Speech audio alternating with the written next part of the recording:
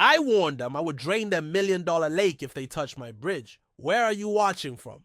I like to see where lake towns are. Drop your town in the comments so I know who else grew up around water like this. The HOA president laughed from her white Tesla, surrounded by her committee members, mocking that their lawyers and money made them untouchable. 3 months later, I stood watching as her $1.8 million lakeside resort sat exposed in a vast muddy crater, while luxury yachts and speedboats lay stranded on their sides like forgotten toys. The only sound was the crunch of my boots on the dried lake bed where crystal clear waters once reflected their perfect world. What she never bothered to research during her power trip was painfully simple. I didn't just inherit a cabin by her.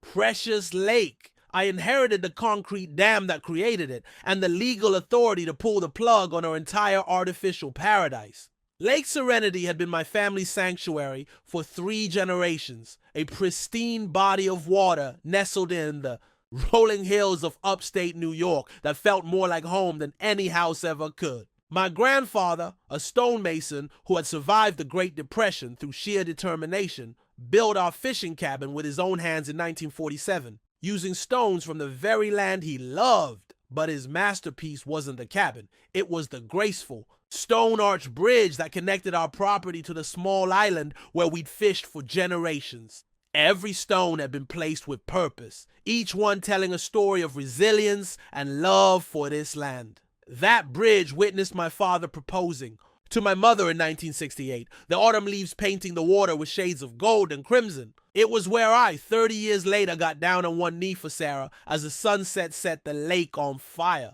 After 20 years as an Army Corps engineer building bridges in conflict zones, then losing Sarah to cancer 2 years ago, this place became my anchor, the last remaining connection to everything that ever truly mattered. The lake community had always been divided between old-timers and newcomers, but the balance shifted dramatically when the Thornfield Estates development, it broke ground. Suddenly, weathered fishing cabins with cedar smoke curling from their chimneys found themselves neighbors to glass and steel monstrosities that cost more than the entire original community combined.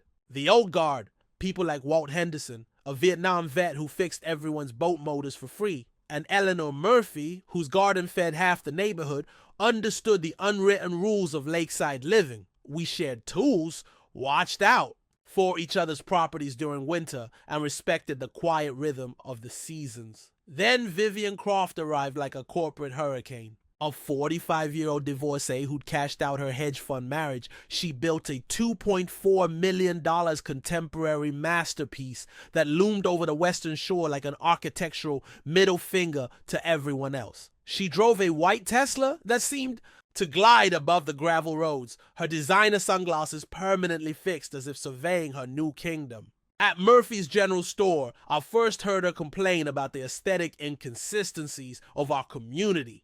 The fishing boats, the vegetable gardens, the slightly unkempt docks that had served us perfectly for decades. She spoke of property, values, and community standards with the fervor of a missionary, completely unaware that some things held value beyond what could be measured on a balance sheet. When her eyes scanned my work boots and faded flannel, I saw the dismissive glance she reserved for those she considered beneath her, the charming local residents she tolerated as temporary obstacles to a vision of perfection. Little did she know that this charming local resident had built bridges under enemy fire and could see the structural weaknesses in her new empire better than she could count her millions. The certified letter arrived on a Tuesday morning, the kind of thick, official envelope that never brings good news. The HOA letterhead screamed authority in crisp black and gold, the words violation notice stamped in red across the top like a bloodstain. My eyes scanned the legal jargon until they landed on the heart of the matter, my grandfather's bridge. Had been deemed structurally unsound and aesthetically incompatible with community standards. The notice gave me 30 days to remove the dangerous eyesore or face daily fines of $500 until compliance was achieved. The paper felt heavy in my hands, the weight of 70 years of history suddenly reduced to a bureaucratic inconvenience. I could already hear Vivian's smug tone in the carefully worded threats, the way she'd wrapped her personal vendetta in the language of community improvement. That afternoon, I gathered every document I could find. My grandfather's original building, Permits from 1947. County surveys showing the property lines, historical society records documenting the bridge as a local landmark. The musty scent of old paper filled my cabin as I spread decades of documentation across my kitchen table. Each page a testament to the legitimacy of what Vivian wanted to destroy. When I confronted her at the monthly HOA meeting, her marble-floored mansion felt more like a corporate boardroom than a home. The air smelled of expensive candles and hidden agendas. She stood surrounded by her newly elected board members, all recent arrivals from Thornfield Estates, and listened with theatrical patience as I presented my evidence. "Mr. Donovan," she said with a smile that didn't reach her cold eyes, "while I appreciate your sentimental attachment, that rustic structure simply doesn't align with our elevated community vision. We're curating a luxury experience here, not operating a fishing camp." Her fingers drummed against her imported Italian countertop as she spoke, a subtle countdown to my defeat. When I mentioned historical preservation rights, she actually laughed, a sharp, humorless sound that echoed through her cavernous living room. "The community has voted, Mr. Donovan, and democracy can be such a beautiful thing when it serves progress," she said, gesturing to her assembled board members, who nodded in perfect unison. 30 days to comply, or we'll explore more creative enforcement options. Walking back to my truck, the setting sun painting the lake in shades of orange and purple, I realized this woman had just declared war on the wrong engineer. She thought she was dealing with some simple country homeowner, but she was about to learn that some legacies are worth fighting for, no matter the cost. Vivian's campaign of harassment began with the subtlety of a sledgehammer. The Monday after our confrontation, a white truck with black wood construction, consulting stenciled on its doors, arrived at my property without warning. A man with a clipboard and measuring tape began photographing my bridge from every angle, his expensive shoes crunching on the gravel that had known only work boots for 70 years. When I asked what gave him the right to be on my property, he flashed a badge identifying himself as an HOA-approved inspector and cited some obscure bylaw about right of access for compliance verification. That evening, the first fine arrived. Via email, $200 for visible storage of fishing equipment, followed by another $150 for unauthorized dock modifications that consisted of replacing 2 rotten planks exactly as they'd been for decades. By week's end, I'd accumulated over $2,000 in violations for crimes I don't know existed. Grass height exceeding the 3-inch maximum by a 1/4 inch. My forest green boat cover not matching earth tone palette guidelines, even the slight weathering of my cedar shingles becoming an aesthetic emergency. The real psychological warfare began at Murphy's General Store, where Vivian had started holding court every Saturday morning. I'd walk in for supplies and hear the conversation suddenly shift to property values and community standards, her sycophants nodding along as she lamented how one stubborn holdout could drag down everyone's investment.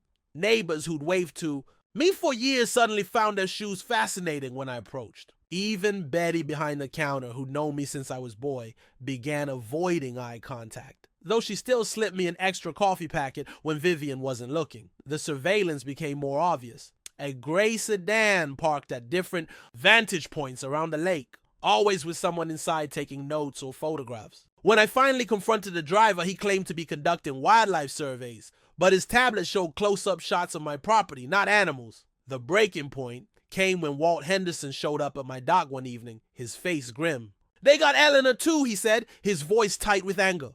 "They cited her for agricultural inappropriate, her damn vegetable garden that's fed half the lake for 20 years. And they're coming after my base boat next, calling it a maritime." I saw. He looked out across the water toward Vivian's glittering palace. "Oh, she's using selective enforcement, Garrett, targeting anyone who doesn't fit her perfect little vision," he said.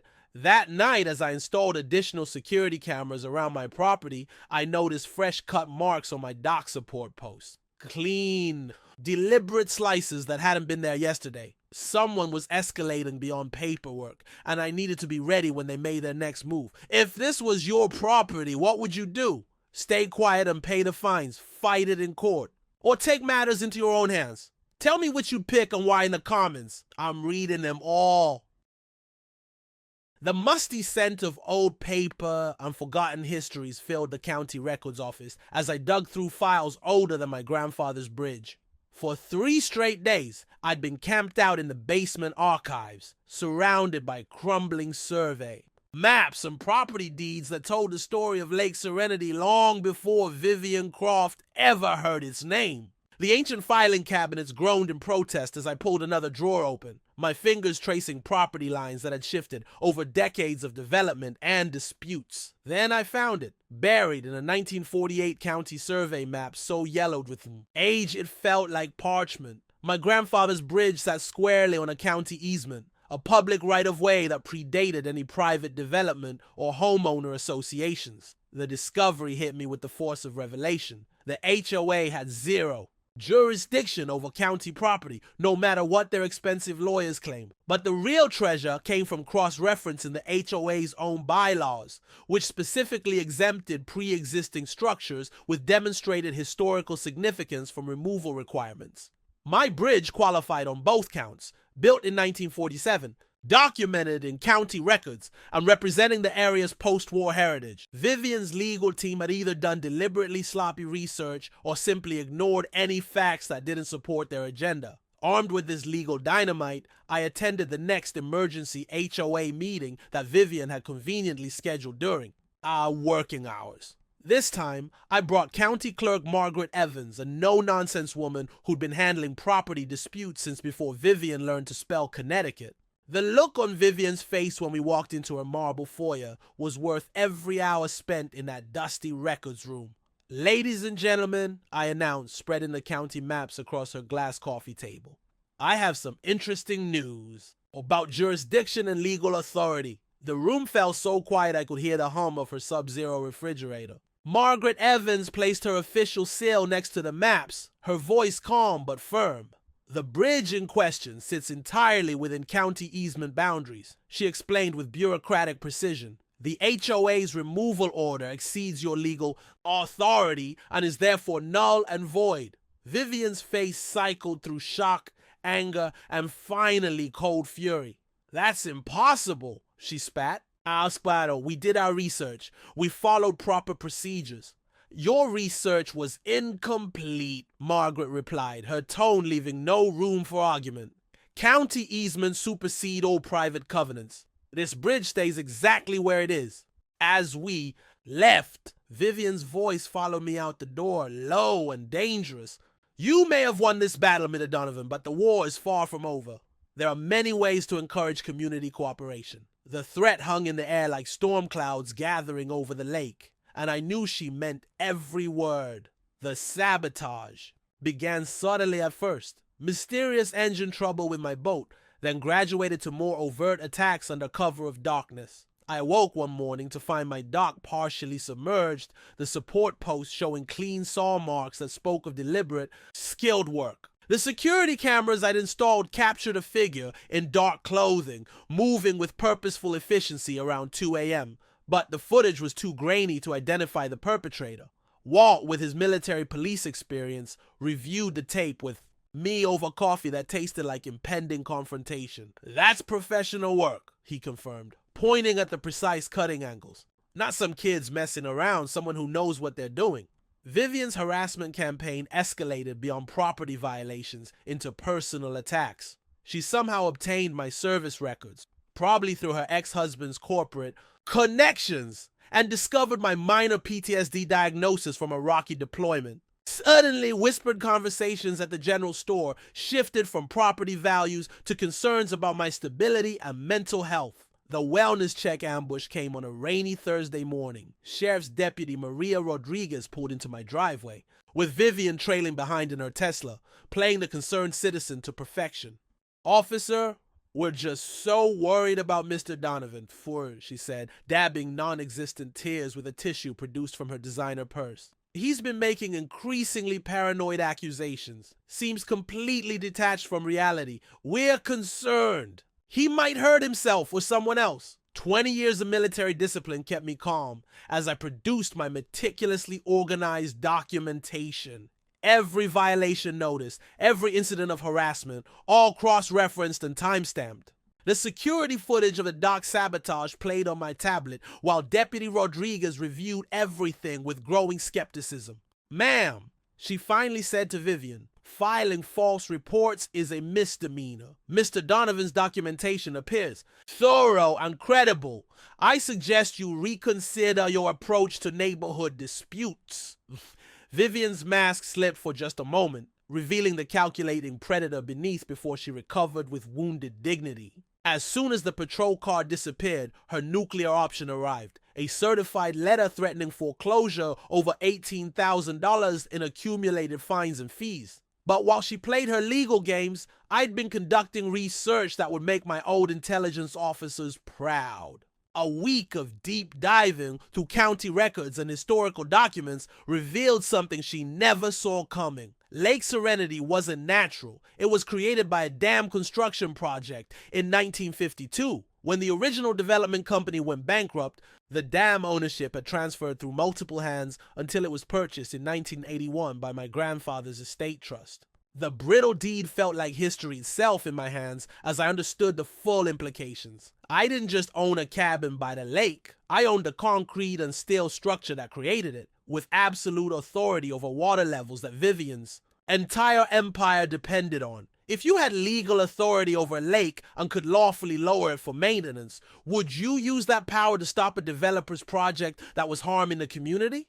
Vote in the comments, yes, I'd act, or no, I'd negotiate. Oh, tell me why. The discovery of the damn deed ignited a research frenzy that consumed my every waking hour. My cabin became a war room, covered in engineering schematics, legal documents, and historical maps that told the true story of Lake Serenity. Rebecca Sterling, the water rights attorney I consulted in her book-lined office that smelled of leather and legal victories, confirmed my suspicions. "Mr. Donovan, you hold what we call superior water rights," she explained, tracing the legal precedents with a polished finger. "The dam creates the lake. You own the dam, therefore you control the lake. It's that simple." The environmental regulations she uncovered became my greatest weapon. State records showed Lake Serenity was overdue for mandatory dewatering inspection. A comprehensive structural assessment required every 25 years that hadn't been performed since 1998. I could drain that lake for essential maintenance and environmental compliance, and there wasn't a thing Vivian or her lawyers could do to stop me. The financial intelligence I gathered on Vivian revealed her vulnerability was even greater than I'd imagined. Her lakeside resort project wasn't just an expensive hobby. It was a leveraged house of cards funded through multiple high-interest loans. The financing covenants required maintaining premier lakefront status throughout development. Without water access, her property values would plummet 70%, triggering loan defaults that would collapse her entire investment portfolio. Memorial Day weekend was 6 weeks away, exactly when Vivian had scheduled her resort's grand opening extravaganza. She'd pre-sold $400,000 in vacation packages, with local newspapers running promotional stories about the luxury destination. The media attention meant her failure would be spectacularly public. Meanwhile, Vivian's desperation manifested in increasingly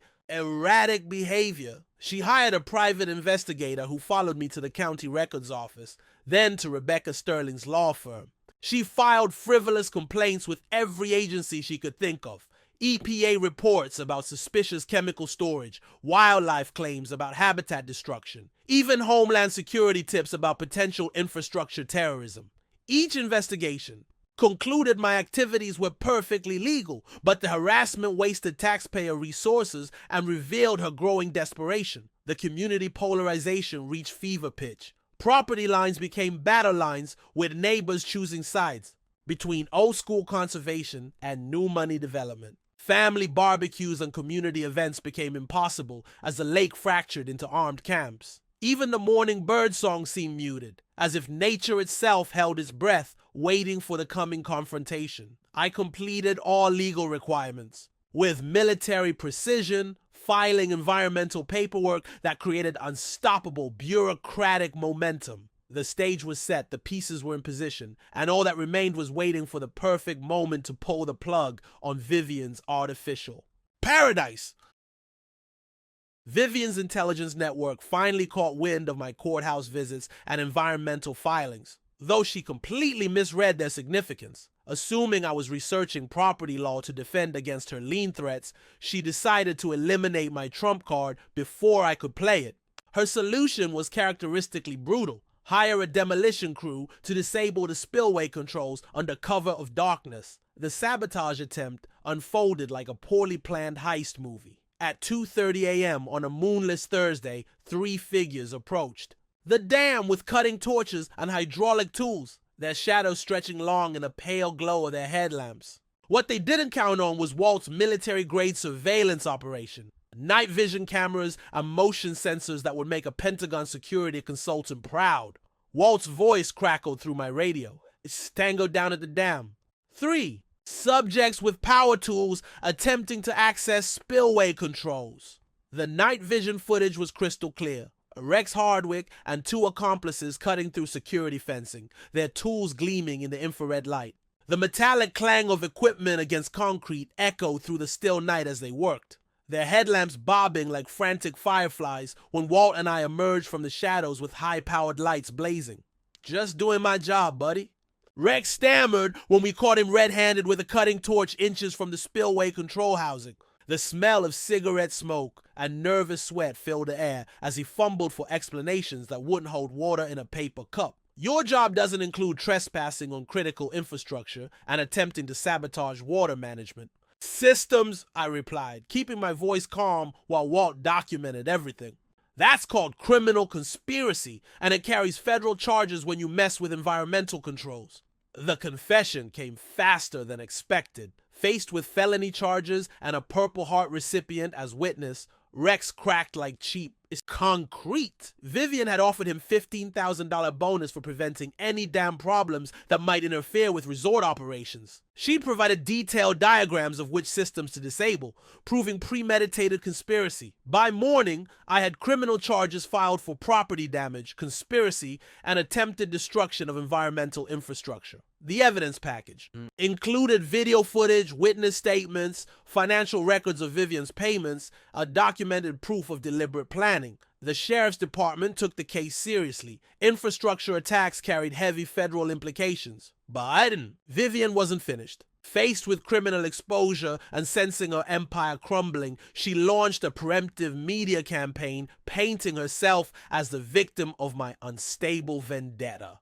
The war was about to enter its final, most destructive phase. The final days before, Memorial Day weekend unfolded with the tense precision of a military operation. My team assembled, Walt handling security and intelligence, Eleanor managing community relations, and Marcus Anderson, the county environmental inspector who owed me a favor from our shared deployment, providing official cover. The technical, planning sessions in my cabin stretched late into rain-soaked nights. Engineering manuals and dam schematics spread across every surface like battle plans. The concrete structure my grandfather had helped build in the 1950s remained functionally perfect after 70 years, a testament to Depression-era craftsmanship that modern developers couldn't match. The dam's auxiliary spillway controls would allow surgical precision, lowering water levels exactly where I wanted, targeting Vivian's resort while maintaining access for upstream properties. The beauty of this system, I explained to my team while tracing spillway diagrams, is that we can drop levels 8 to 12 feet in the southern basin where all the new development sits, while keeping the northern section normal for the old-timer. Cabins! Rebecca Sterling's legal strategy was absolutely bulletproof. Environmental impact assessment, forms for routine maintenance dewatering, created unstoppable bureaucratic momentum. Once those documents entered the government machinery, no private party could halt the process without proving environmental harm, which was impossible since our action would actually improve the lake's ecological health. Eleanor's public relations campaign positioned our drainage as responsible environmental stewardship rather than personal revenge. Her messaging focused on restoring traditional water levels that would benefit fish spawning, reduce algae blooms, and allow critical infrastructure maintenance. The historical angle presented our action as returning to practices that had sustained the lake for generations. We're not attacking anyone. Eleanor explained during our final strategy session. We're protecting our community's environmental heritage from short-sighted development. Walt's intelligence revealed Vivian's resort construction was already behind schedule and over budget, with investors getting nervous. Financial pressure was making her desperate. She was leveraging property she couldn't afford to lose to secure additional funding. Marcus Anderson's official dam safety inspection provided perfect bureaucratic cover, identifying maintenance requirements that justified drainage within 60 days. Our psychological warfare began with strategic information leaks. Marcus filed environmental paperwork that created public record trails, letting rumors of maintenance issues circulate naturally. Legal documents with official seals arriving at county offices built pressure on Vivian without revealing our ultimate intentions. Memorial Day weekend timing was perfect for maximum impact on Vivian's resort opening. The final preparations included testing equipment, installing environmental monitors, and briefing sympathetic local reporters. Every action would be photographed and legally justified, creating an unassailable record of responsible management. The calm before the storm felt almost peaceful as I reviewed final preparations in my grandfather's cabin, surrounded by documents that granted me absolute authority over Vivian's fate. The nuclear option was ready to deploy. Memorial Day weekend dawned with perfect weather that drew the largest crowd to Lake Serenity in decades. The irony was exquisite. Vivian's resort soft opening was scheduled for the exact same day I planned, to drain her dreams into muddy reality. By 7:30 a.m., families were already setting up picnic blankets and launching boats, completely unaware they were about to witness environmental history and financial carnage rolled into one spectacular morning. Arrived at the dam precisely at 8 a.m. with my technical team and legal observers, carrying the authority of 70 years of water rights and every environmental regulation in New York State. Marcus Anderson stood beside me with his official clipboard and state-issued safety vest, while Deputy Rodriguez provided law enforcement presence. 3 news crews had positioned themselves strategically after tips about a significant environmental story unfolding. Morning mist rose from the lake's surface like ghosts of future memories as I approached the spillway controls. The concrete structure hummed with contained power beneath my feet. Decades of accumulated water pressure waiting for my command. Every gauge, every valve, every safety mechanism had been tested and certified, ready for the most satisfying engineering project of my career. That's when Vivian arrived like a general leading her final charge. Her white Tesla screeched into the dam parking area, followed by 3 SUVs carrying resort investors, construction crews, and hired security who looked uncomfortable about their assignment. Her designer heels clicked against concrete as she marched toward us with the desperate energy of someone watching their empire crumble in real time. "Thief! You can't do this!" she screamed, her composed facade completely shattered before cameras and financial backers. "You're destroying everything I've built. This is my life's work."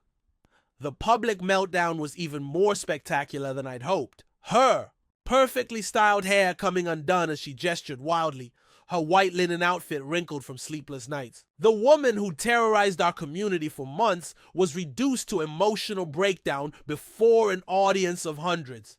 Deputy Rodriguez stepped forward with calm authority. "Ma'am, Mr. Donovan has full legal authority for this maintenance operation. State environmental regulations require immediate compliance. You need to step back." Marcus Anderson held up his official inspection order, the state seal gleaming under morning sunlight. This dewatering operation is mandated by New York State environmental compliance regulations. Any interference constitutes obstruction of official activities. Vivian's security team took one look at the law enforcement presence and official documentation before stepping aside. Even expensive muscle wouldn't fight county sheriffs and state inspectors over a wealthy woman's temper tantrum. The news cameras captured every moment as I placed my hands on the spillway control wheel. Neighbors, investors, and curious onlookers watched as 70 years of water rights and environmental stewardship came together in a single mechanical action. The crowd held its collective breath as metal groaned and water began its controlled escape from Vivian's artificial paradise. The first hour was pure magic. water levels dropping 2 feet, exposing previously hidden shoreline and revealing decades of natural artifacts buried beneath Vivian's luxury facade.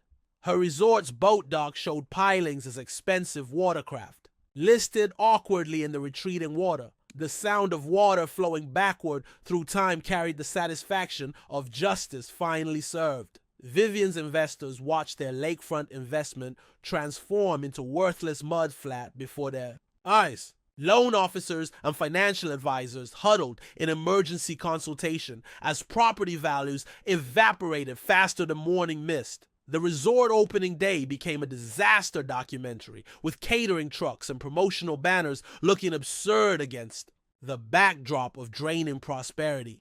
By noon, the lake level had dropped 6 feet, completely stranding Vivian's resort and the newest mansions while maintaining adequate water for upstream properties. When the local reporter asked for my statement on camera, I delivered the line I'd been practicing for weeks. This isn't about victory over any individual. It's about being a responsible steward of the environment my grandfather helped create. Some people build legacies that last generations. Others just build resentment that destroys communities. The technical explanation flowed naturally. Calm, professional description of environmental benefits, habitat restoration, and infrastructure. Maintenance that would improve the lake's long-term health. Every word was legally bulletproof and environmentally justified, making me appear a conservation hero rather than someone settling personal scores. The community reaction was immediate and transformative. Old-timers felt vindicated, while newer residents realized they'd been manipulated by Vivian's agenda. Vivian's complete collapse was total and public. Deputy Rodriguez had to restrain her from physically attacking the spillway controls as her financial empire crumbled in real time before cameras and community witnesses. 6 months later, I'm sitting on my rebuilt stone bridge, watching the most spectacular sunrise Lake Serenity has seen in decades. The water sparkles with crystal clarity, teeming with fish populations that have increased 40% since the environmental restoration. State agencies now use our project as the gold standard for artificial lake management, hosting workshops that bring conservation experts from across the Northeast. Vivian's complete downfall was swift and absolute. The resort project collapsed into bankruptcy within weeks, taking her entire financial empire down like a house of cards. Forced to sell her lakefront mansion at a massive loss to pay crushing debts, she fled back to Connecticut with a criminal conviction for conspiracy on her record. The local business community treats her name like a toxic warning. The community transformation has been miraculous. Former enemies now work side by side on conservation projects, unified by shared environmental goals.